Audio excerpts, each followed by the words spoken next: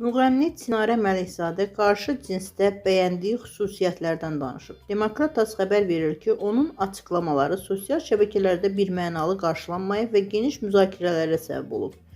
Çinarə bildirib ki, onun üçün ən vacib məqam kişinin səmimi və öz olmasıdır. Əsas səmimi olsun, özü olsun. Çox şeyə ehtiyac yoxdur. Bir də zəkalı kişiləri sevirəm.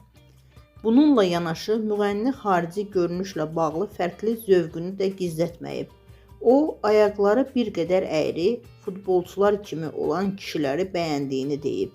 Həmçinin gözlərinin biraz çəp olmasını xoşladığını vurğulayıb.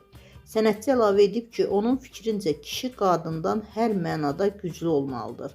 Müğənninin bu sözləri sosial mediada müxtəlif reaksiyalar doğurub. Bəzi izləyicilər onun səmimiliyini təqdir etsə də, digərləri açıqlamaları qeyri-adi və mübahisəli hesab edirlər.